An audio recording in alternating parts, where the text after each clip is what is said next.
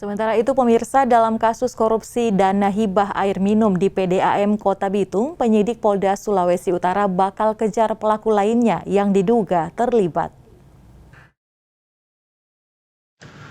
Direktorat Reserse Kriminal Khusus Polda Sulawesi Utara akan terus melakukan pengembangan kasus dugaan korupsi dana hibah air minum dari Kementerian PUPR kepada perusahaan daerah air minum Dua Sudara Kota Bitung untuk memburu para pelaku lainnya. Direktorat Reserse Kriminal Khusus Polda Sulut, Kombes Pol Nasriadi mengatakan, selain pelaku berinisial RL yang merupakan Dirut PDAM Kota Manado pada periode tersebut, penyidik juga akan memburu para pelaku lainnya yang diduga terlibat langsung dalam pembuatan laporan fiktif untuk memuluskan pencairan dana hibah tersebut.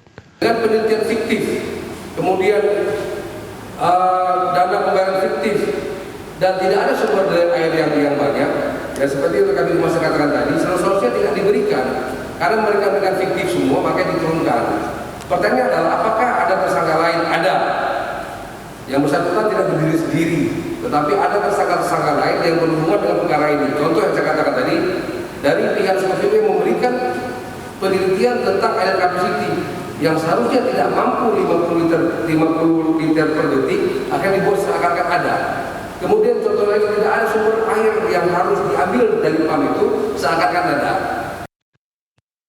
Diketahui tersangka berinisial RL yang merupakan mantan Dirut PDAM Dua Sudara Kota Bitung diduga telah menyalahgunakan dana hibah dari Dirjen Cipta Karya Kementerian PUPR Republik Indonesia tahun anggaran 2017 dan tahun 2018 dengan membuat surat dan rekening fiktif.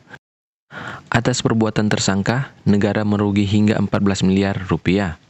Eka Putra melaporkan untuk Kawanwa TV.